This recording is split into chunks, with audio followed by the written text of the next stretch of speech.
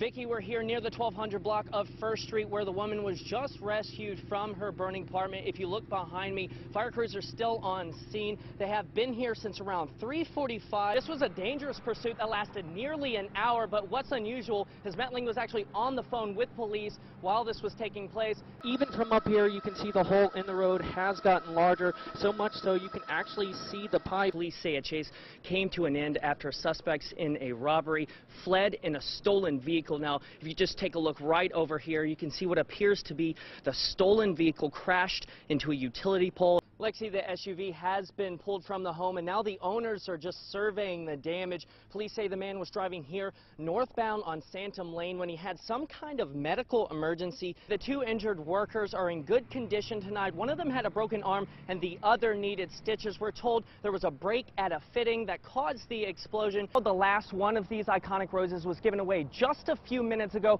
Rick, Vicki, Zachary Mitchell was a junior at the Academy of Individual Excellence. His girlfriend, who he met there, says he had a huge heart and many talents.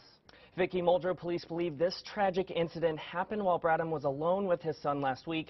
Kimberly Spagnola tells me she's devastated, but she doesn't believe her fiancé meant to hurt their child. The NTSB has determined that a series of flight crew errors caused by fatigue and a lack of communication during the approach played major roles in this crash.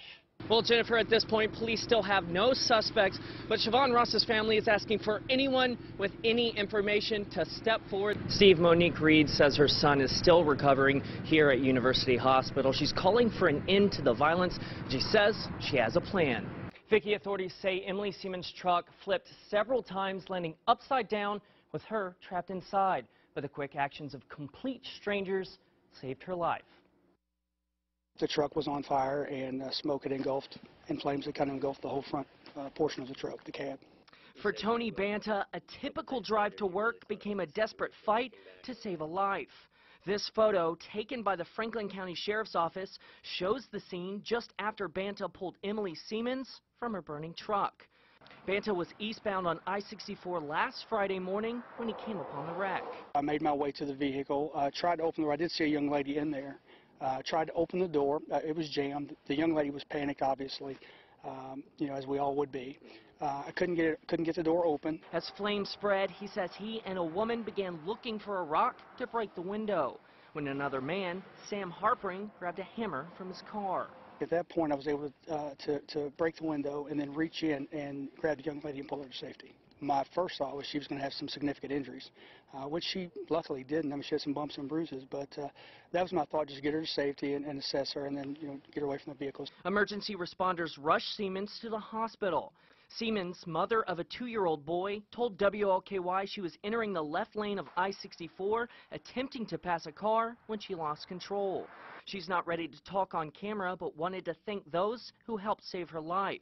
She says, "There are no words that could express the depth of my gratitude to those who stopped to help and to the emergency responders. But I will be forever grateful to them. They saved my life. I thank God they were there and hope that He uses me for good for the rest of my days." Despite everything, Banta says he doesn't consider himself a hero. In my mind, the heroes are our law enforcement officers and our firemen and first responders of our military. Those are guys who go out, again, mom's a chance encounter. They do this every day and looking for things like that to save people and protect people. So they're the heroes. Not, I'm just a guy that happened to be in the right place at the right time. They're heroes in every term that I've ever read, to self-sacrifice and not think about themselves and to save this young lady's life. Fantastic. Now, Sheriff Melton also tells me work has already begun to recognize Mr. Banta and Mr. Harpering for their actions. They plan to do so in a public presentation coming in the near future. I'm Corey Pippin, WLKY News. Steve, the smart helmet was unveiled today at the Convention Center downtown for the very first time. Along with coaches from across the country, we got a chance to see how it works and what it means for the safety of those on the field. Whether you take to the gridiron in high school, in college, or even in the pros, hits are part of the game. But as football rules and regulations evolve, so do the ways to protect the athletes. Its creators say these helmets shown off at the American Football Coaches Association convention are the next step. Just like in baseball, they count pitches to try to protect kids' arms. This technology counts head impacts and allows coaches to identify which players are excessively hitting with their heads. The brand new smart helmet was developed by Brain Sentry, a sports sensor technology company who partnered with manufacturer Shut Sports. A sensor attached to the back of the helmet registers every impact at or over 20 Gs. Greg Merrill, CEO of Brain Sentry, gave us a demo. All the coach needs to do is push the button, and it shows that this player's had 3 hits for the year, 3 hits for the week, and 3 hits for the day. So when the player takes another hit, we now see that this player is up to 4 hits for the week, for the day, and for the year. The helmet is also designed to help coaches establish better tackling techniques.